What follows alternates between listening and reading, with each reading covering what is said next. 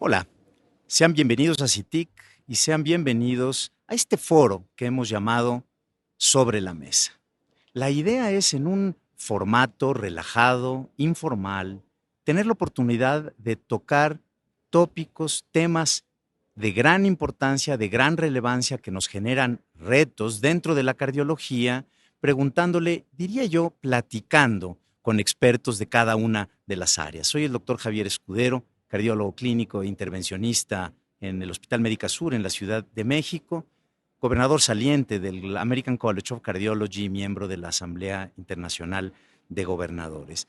El día de hoy vamos a tocar un tema muy importante, que son los síndromes coronarios agudos, los temas, retos en los cuales vale la pena enfatizar. Y para ello tenemos la gran oportunidad de tener a una de los personajes más importantes en el tema. Es la doctora Alexandra Arias, conocida por todos ustedes. Ella es la jefe del Servicio de Urgencias y Unidad Coronaria en el Instituto Nacional de Cardiología, y ella coordina el programa de atención en el área metropolitana para el infarto.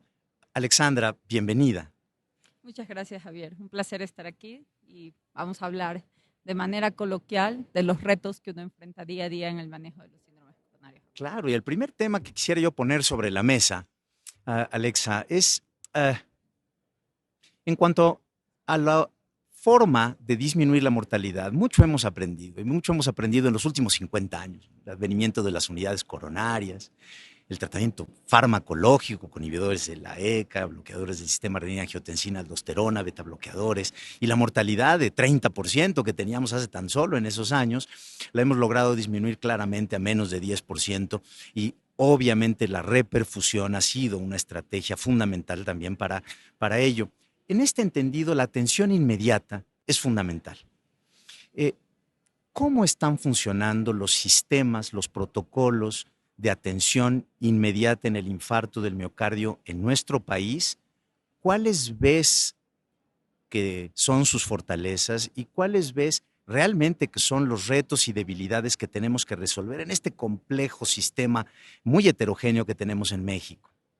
Sí, realmente en México y tal vez hablar un poco de Latinoamérica, ¿no? Yo soy de Ecuador y por eso me gusta involucrar México y Latinoamérica. Y una cosa importante, yo creo que venimos es un poco en el retraso de haber adoptado sistemas de atención, ¿no? Ese yo creo que es uno de los primeros problemas que hemos tenido, una de las debilidades, que deberíamos haber formado sistemas de atención como en otros países, ¿no? Los sistemas de atención empiezan alrededor del 2003-2004 en países como Estados Unidos, en Canadá y muchos países europeos. Otro de los problemas fue haber adoptado tal vez técnicas que sí es verdad que nosotros hablamos, por ejemplo, de angioplastia primaria, y cuando lees en el libro se habla de que es la mejor estrategia de reperfusión. Pero una cosa que nosotros siempre debemos saber es en qué realidad estamos. Y sí es verdad que quisiéramos tener angioplastia primaria, pero algunas veces no es posible.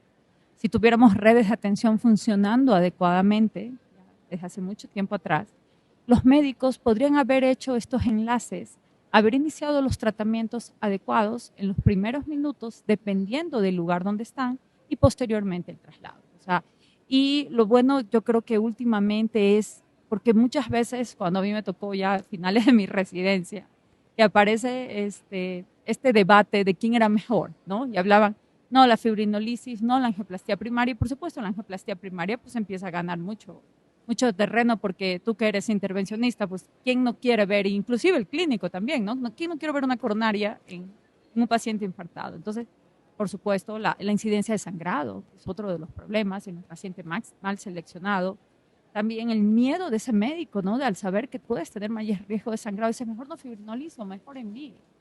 Pero poco a poco el tiempo nos vio demostrando lo que tú dijiste claramente, el tiempo. El tiempo es determinante, no importa cuál estrategia, pero lo importante es el tiempo. La creación de redes, y la verdad México se ha venido moviendo en los últimos años. Tenemos varias estrategias. Está el Código Infarto liderado por el IMSS, está otra líder de esta estrategia de reperfusión, la doctora Gabriela Borrallo, la cual también empezó a crear redes de reperfusión a nivel del IMSS, y empezaron a ver centros con capacidad hemodinámica en diferentes estados y hacer las redes. Nosotros hemos estado trabajando también a nivel de Secretaría de Salud, y eso es lo importante, crear redes, que llegue el paciente, ver qué infarto tiene, con elevación, sin elevación, si es con elevación, si puedo ofrecer una estrategia de angioplastía, porque puedo derivar a mi paciente en los siguientes 60 minutos a una sala, vamos con la angioplastía, si no, fibrinolisis, ver las contraindicaciones, por supuesto, si no está contraindicado, si está contraindicado, tenemos que esperar. Y si no está contraindicado, pues procedemos a alisar y enviar al paciente de manera temprana. O sea, seguir estos flujogramas nos ha ayudado mucho a mejorar la atención. ¿Y cómo estamos? Estos sistemas, estas redes, mencionas la del IMSS, está la del ISSSTE, está la de la Secretaría de Salud, que tienen una cierta interacción y sé que además hay una muy buena comunicación para establecer los protocolos, pero realmente, ¿cómo estamos? ¿Cómo estamos en tiempos de atención, en eficiencia, en Latinoamérica y en México al día de hoy? Sí, yo te puedo hablar de la red que tenemos, ¿no? Y el tiempo total de isquemia que nosotros teníamos antes de la red. En los tiempos totales de isquemia que algunas veces teníamos del paciente que se presentaba en un centro sin capacidad de hemodinámica y llegaba a un centro con capacidad de hemodinámica, o mejor digamos, con capacidad de reperfusión, porque algunas veces se hace el diagnóstico y consigues el centro de reperfusión, puede ser una reperfusión farmacológica. Algunas veces eran 10 horas de tiempo total de isquemia hasta conseguir reperfusión. Metiendo al paciente a la red, y no solo al paciente, sino al todo el sistema de salud, al médico, el sistema de ambulancia, hemos conseguido bajar a 320 minutos. O sea, estamos hablando casi de 3 horas, ¿no? 150 más 100, sí, más o menos una cosa así, ¿no? 320 minutos. Entonces sí conseguimos bajar mucho los tiempos de atención. Y esto ustedes lo pueden ver en una publicación que tenemos del registro que hacemos. O sea, lo que yo te puedo decir con el paso de los años, ha sido una tarea un poco compleja, pero también lo que hemos visto y sobre todo lo importante de publicar, ¿no? La data de los registros, puedes adherir más gente. Y cada vez más hemos conseguido adherir más hospitales y yo puedo decirte que estoy muy orgullosa, sobre todo en los hospitales no PCI. Es muy fácil trabajar con el urgenciólogo, ¿no? Y puedo hablar de, por ejemplo, el doctor Daniel Sánchez, que se me viene ahorita el nombre, pero el grupo de Valbuena, el grupo de La Villa, o sea, son grupos que realmente ellos hacen todo su trabajo y a nosotros nos llaman, lo activan a través de una aplicación que es el sistema de conexión. Ellos realmente nos llaman es para decir, ahí va el paciente lisado, necesito una cama, ¿no? Es realmente muy, te da mucha alegría haber conseguido esas cosas. Y en Latinoamérica ya se están levantando muchos grupos y alzando la mano y diciendo, sí, vamos por esta estrategia de conseguir optimizar la estrategia de reperfusión dependiendo de los recursos y la localización geográfica. ¿Dónde ves que están las principales barreras para tener un sistema perfecto? Las barreras son educación a la población y a los pacientes para que acudan a una atención más temprana. No hablaremos de la prevención primaria, que desde luego ahí hay un cierto déficit, pero ya en el punto del síndrome coronario agudo es los tiempos de traslado, son los servicios de ambulancia, es la atención propiamente ya en los centros hospitalarios, es la posibilidad de contar con los recursos, tanto de fibrinolítico. ¿Dónde ves que están las principales barreras? Bueno, tú nombraste una serie de barreras y creo que todos son componentes muy importantes. Pero una cosa también es el paciente. Sí, en esa cadena, digamos, de supervivencia que tenemos, el paciente yo creo que es un eje muy principal. Y creo que nos hemos olvidado de él. Entonces, sí hacer mayor promoción de la salud, es verdad que lo ideal sería prevención primaria, pero yo hablando de este paciente que tiene un dolor de pecho, sí enseñarle a dónde acudir, que sepa que existen hospitales con capacidad de resolver, que no vayan a hospitales posiblemente que no tengan capacidad ni de un electro o a un lugar donde no le puedan ni siquiera resolver o no lo puedan meter a la red de atención. Entonces, que él conozca peor si tiene factores de riesgo, cuáles son los síntomas, hablar de porque muchas veces les damos la información, es un dolor en el tórax, pesado, náuseas, ¿no? El característico, pero que sepan que puede haber dolores más leves o simple y llanamente molestia en la parte anterior del tórax. Entonces, el paciente, el sistema de ambulancias es otro de nuestros problemas y por eso algunas veces el retraso que tenemos es ese. O sea, el paciente puede haber sido diagnosticado, pero no tenemos cómo moverlo. Y por eso, cuando se empezó a diseñar, dijimos, no, hay que fibrinolizar, porque hasta que llegue la ambulancia, algunas veces tenemos la suerte de contar con traslado aéreo. Nos apoya, por ejemplo, en la red el Grupo Cóndores, nos apoya en la red el Grupo de Relámpagos del Estado de México, pero algunas veces no lo consiguen. Entonces, ir mejorando poco a poco, engranando esto que funcione. Y yo creo que hemos ido todos colaborando, ya te digo, el personal de traslado, los médicos de primer contacto, el grupo de urgenciólogos. El mismo gobierno nos ha ayudado a poner electros en los lugares, las capacitaciones, capacitación al médico, capacitación al paciente. Esto ha ido ayudando que poco a poco las cosas y los tiempos de atención vayan mejorando, que yo creo que eso va a hacer que cambiemos posiblemente en 10 años la mortalidad en nuestro país. Claro, y tú mencionaste la importancia de reperfundir tempranamente. Y de las estrategias de reperfusión, la fármaco-invasiva la mencionaste como la más realista para nuestro país. Quisiera simplemente que abundaras un poquitito más en esto. Realmente, um, eh, ¿cuántos pacientes tienen acceso a angioplastía primaria? El por qué este mensaje tan importante que hay que dar al público de llegar temprano y reperfundir inicialmente pues con lo que se tema a la mano, y si se tiene un fármaco fibrinolítico pues desde luego que parece la mejor estrategia. Eh, ¿Cómo estamos específicamente en fármaco, dinámica, en aplicación o en intervención? Sí. Te voy a dar data de Renacica. Renacica nos dijo que solo el 15% de pacientes tienen acceso a angioplastía primaria. Entonces, con eso y con el retraso que veíamos de la llegada de nuestros pacientes en la sala de urgencias del instituto, empieza a salir la fármaco-invasiva, que al principio fue un poco difícil que permeara, pero gracias a dos grandes registros, que son uno el registro canadiense, y justo iba a estar aquí con nosotros el doctor Robert Welch, que es el que lidera el grupo de Alberta, del Viral Heart Response, y ellos usan mucho fármaco-invasivo, ¿no? Él, por ejemplo, su grupo es muy increíble. Hace poco tuvimos la oportunidad de ir a visitar su centro. Ellos solo tienen en Alberta, que es uno de los estados allá en Canadá, solo tienen 2 lugares con sala de hemodinámica. Y el grupo lo que dice es, ellos tienen un grupo muy bueno de ambulancias y sus paramédicos fibrinolizan en las ambulancias. Y luego de eso envían a sus pacientes. Entonces tienen el grupo rural y el grupo de la ciudad. El grupo rural recibe más fármaco-invasiva, el grupo de la ciudad recibe más angioplastía primaria. Y ellos hablan de la estancia hospitalaria, son de 2 días. O sea, ellos tienen tanta seguridad o tanta confianza en esta estrategia que ellos dicen, no, nosotros, el paciente viene fibrinolizado, llegan fibrinolizados algunas veces con 1 hora, los meten a sala y el paciente, si todo va bien, lo mandan a un piso normal. Entonces todos nosotros en la visita decíamos, ¿cómo que un piso normal después de un infarto?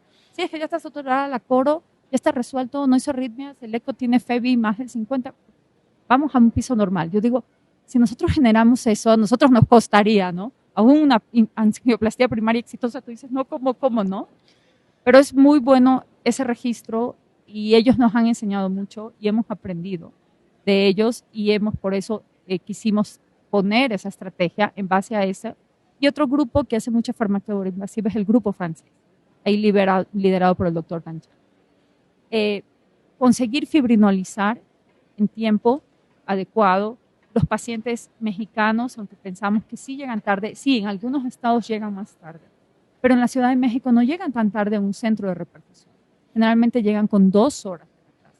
Entonces, por eso se creó esto de la estrategia farmacoinvasiva, para que en el primer contacto se fibrinolice con 2 horas de evolución y luego lo pasemos a nuestra sala de hemodinámica y el paciente pues tenga un mejor desenlace, que uno de los principales desenlaces adversos es la falla cardíaca. Entonces, esto de aquí a nosotros, los registros que tenemos, nos tenemos una mortalidad del 4.8% en este grupo de pacientes. No, realmente, y yo tengo que agradecer a tu grupo, al grupo del instituto, que fueron muy insistentes en esta estrategia farmacoinvasiva. Yo tengo que admitir, con este sesgo de intervencionista, que al principio yo decía, hay que ser mucho más insistentes en la angioplastía primaria, en el mayor porcentaje de pacientes que podamos. La realidad es que logramos mucho mejores resultados con esta estrategia que tú muy bien planteas, la farmacoinvasiva, y siempre dejar el mensaje que tú estás diciendo con toda claridad. Desde luego, después de la fibrinolisis, no está resuelta la placa, no está resuelto el flujo, y el paciente debe de seguir en el intento de hacer desde luego una intervención a seguir después de la fibrinolisis. Pero vamos a pensar, ya fuimos exitosos en el traslado en un tiempo corto de nuestro paciente, logramos una estrategia farmacoinvasiva adecuada de reperfusión, y debemos nosotros de tener primero un cálculo de riesgo de este paciente, pero debemos de tener una estrategia de tratamiento de prevención secundaria. Y entremos primero en la terapia antitrombótica. Estos pacientes ya hemos aprendido ya desde hace más de 20 años que debemos de dar una terapia antiplaquetaria dual, utilizando un inhibidor de P2Y12 y aspirina.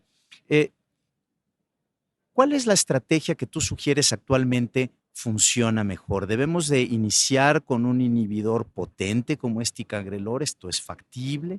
O si es que esto es así, ¿cuánto tiempo y en quiénes continuamos la estrategia dual?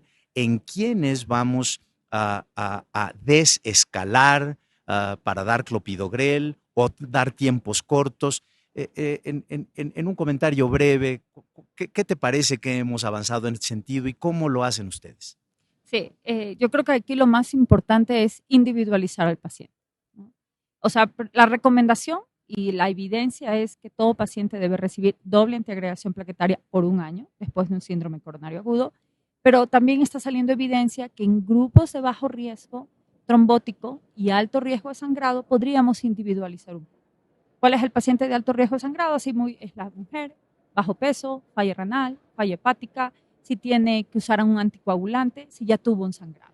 Entonces, en ese grupo de pacientes están saliendo estudios, uno de los estudios es con ticagrelor justamente, Twilight, que podríamos retirar el clopidogrel y dejarlo solo con ticagrelor por un tiempo. Y hay muchos otros estudios también de lo que tú hablaste de desescalar a grupos de pacientes con bajo riesgo trombótico y alto riesgo de sangrado. Posiblemente el primer mes es el que tenemos que enfocarnos en bajar, en dar el beneficio para reducción trombótica y después de los 30 días individualizar a nuestros pacientes y si, por ejemplo, dejamos en el primer mes el ticagrelor, que es un poco más potente que el clopidogrel, a los 30 días bajamos y desescalamos por clopidogrel y aspirina en los siguientes meses. O lo contrario, como los estudios con ticagrelor, que los primeros 3 meses doble antiagregación y después lo dejan solo con ticagrelor. Entonces, yo creo que el principal mensaje es, si el paciente no tiene un riesgo de sangrado alto, doble antiagregación plaquetaria por un año. Si nuestro paciente tiene riesgo de sangrado alto, individualizar el caso y ver si podemos desescalar al mes o desescalar a los 3 meses. Y la otra es el grupo de pacientes que muchas veces presentan fibrilación auricular.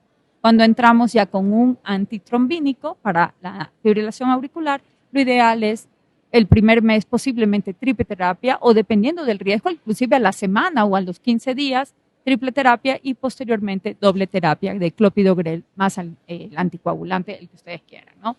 Y recordar que el único que está es el clopidogrel más al anticoagulante, no los otros están. Es correcto, hemos aprendido, a evaluar el riesgo de cada uno de nuestros pacientes, tú muy bien lo mencionaste, individualizar, pero hemos sabido y hemos aprendido que el esquema de simplificación, esquemas cortos o desescalación, esquemas menos potentes, tienden a funcionar mejor. Una información interesante, importante, es que también a largo plazo, después del año, solíamos continuar con aspirina, empieza a haber información en donde parece ser más adecuado quitar también la aspirina al año y continuar con el clopidogrel. El estudio Host Exam nos muestra que posiblemente por ahí vaya esa estrategia. Y quisiera cambiar un poquito de tema a otro punto que es muy importante en cuanto a la prevención secundaria y disminución de riesgo, y es la terapia de dislipidemia. Sabemos que damos una carga a dosis altas de una estatina potente, como puede ser atorvastatina o rosuvastatina, en el paciente con infarto agudo del miocardio. ¿Y qué información, cómo lo hacen ustedes para poder llegar a metas? Sabemos que un paciente de alto riesgo tenemos nosotros que llevar a metas de LDL a menos de 55 miligramos por decilitro de LDL, y eso no es tan fácil con una sola estatina, y tenemos que usar terapia combinada con un no estatínico, ya sea ezetimibe o PCSK9. ¿Cómo lo hacen? ¿Qué recomendaciones tienes y en qué tiempos? Realmente, o sea, una cosa es la actividad privada y otra cosa es la actividad pública. Algunas veces conseguir la meta es un reto, pero más que nada es por la falta de seguimiento. Y yo creo que eso, sobre todo hablando de las instituciones públicas, que tu paciente se egresa, y si nosotros, por ejemplo, en la Coro, el paciente o en el hospital después de un infarto se egresa con una dosis alta de estatina, como es la recomendación, generalmente atorvastatina 80 miligramos o rosuvastatina 40 miligramos. Recordemos que el paciente, por ejemplo, en la institución, al paciente cuando llega siempre le hacemos un perfil de lípidos a su llegada o en las primeras 24 horas de preferencia. Pero recordemos que muchas veces esos valores no son los reales, ¿no? Entonces, algunas veces podemos tener LDLs bajas, pero no es el reflejo real de su valor de LDL. Entonces, independiente del valor de LDL, siempre se deja con una estatina de 80 de atorbas, 40 de rosu y se egresa. Lo ideal sería que el paciente tenga un perfil de lípidos en los siguientes 30 días, que algunas veces ahí es la falla. Pero si el paciente no conseguimos la meta, de acuerdo a su riesgo, y de por sí, si ya tuvo un evento, deberíamos considerar un paciente de alto riesgo, es que tenga más o menos valores alrededor de 50 o por debajo. Si no consigue, según el flujograma, deberíamos iniciar una combinación de una estatina más ezetimibe. Posteriormente, si con eso un gran porcentaje pueden llegar a meta, y si no conseguimos esa meta, que generalmente ya esperamos alrededor de 3 meses, más o menos, podríamos iniciar un PCSK9. ¿No? Sí, ya las nuevas sugerencias de expertos, ya nos hemos movido de guías clínicas estrictas a documentos de posicionamiento de expertos, en donde las recomendaciones europeas ya nos dicen que el paciente idealmente debe de egresarse con terapia combinada, con una estatina potente y ezetimibe, y evaluar, como tú muy bien lo dices, 4 a 6 semanas máximo, tener un nuevo perfil de lípido, porque está demostrado, el registro sueco claramente vio que si disminuimos los niveles de LDL en ese corto tiempo, tenemos un beneficio de mortalidad a largo plazo, de tal manera que tenemos que actuar quizá en una forma mucho más proactiva y con menos tiempo. En México tenemos la dificultad en cuanto al costo en la utilización de los inhibidores de PCSK9, pero que los tenemos ya en el cuadro básico. En tu institución, por poner este ejemplo, y en tu experiencia, ¿cómo estamos en inhibidores de PCSK9? ¿Hay esa posibilidad de estarlo usando? ¿Cómo ves esta alternativa terapéutica tan exitosa, pero lamentablemente poco accesible para muchos de nuestros pacientes? Sí, la realidad es esa. Algunas veces no está disponible. Sí es verdad que ya está en el cuadro básico hablando de instituciones públicas y sí lo podríamos usar. Pero algunas veces no se usa por ese problema de falta de seguimiento. O sea, el paciente sale de un evento de síndrome coronario agudo que, como sabemos, podríamos decir que es un fracaso de la prevención primaria, ¿no? Se pone muy contento al recibir un síndrome coronario agudo, pero realmente es un fracaso, ¿no? Porque el paciente ya tuvo un evento cardiovascular, lo sacamos de ese evento cardiovascular, pero puede tener un nuevo evento cardiovascular o terminar en falla cardíaca. En la institución es poco la frecuencia del uso. Yo creo que uno de los problemas es la falta de seguimiento. Porque muchas veces llegan nuestros pacientes por un segundo evento y cuando tú ves el perfil de lípidos, o no tenían en su seguimiento al año o al año y medio, o algunos llegan por un segundo evento a los 6 meses y no había un seguimiento adecuado. Entonces, tú también lo dijiste, es salir de esa inercia como médicos, salir de esa inercia de ser proactivos y considerar, ya si sacamos vivo al paciente de este síndrome coronario agudo, ¿qué yo como médico puedo hacer para evitar que venga un nuevo evento? Y una de las principales cosas es el LDL. Lo compartimos contigo, esa visita en Londres, donde el doctor fue claro, y creo que es el mensaje que debemos dejar. Mientras más rápido actuemos, la probabilidad de un nuevo evento es mejor, ¿no? Actuar agresivos y actuar rápido para bajar el LDL. Claro, porque lo que sabemos es que estamos actuando sobre la placa. Los estudios han demostrado claramente en estas reducciones intensivas, vamos a llamarle de alguna manera, del LDL en pacientes después de un síndrome coronario agudo, cómo engrosamos la capa fibrosa. Y no estoy hablando nada más de la lesión causante del infarto, sino todas las placas. Sabemos que los pacientes son pacientes en principio multivasculares. Es una enfermedad sistémica y actuamos sobre las diferentes lesiones engrosando la placa fibrosa, disminuyendo el core o el centro lipídico, haciendo placas inestables, volviéndolas estables y generando un efecto a largo plazo cuando actuamos de esta manera, y esto es lo que hemos aprendido. Caramba, Alexa, creo que los conceptos que hemos puesto ahora sobre la mesa han sido muy, muy claros. Yo desde luego siempre aprendo cuando platico contigo y siempre es un honor tenerte en estos foros de diálogo con experiencia, con claridad en los conceptos, que esto es lo que queremos en cuanto a platicar inicialmente sobre esta mesa con nuestro público.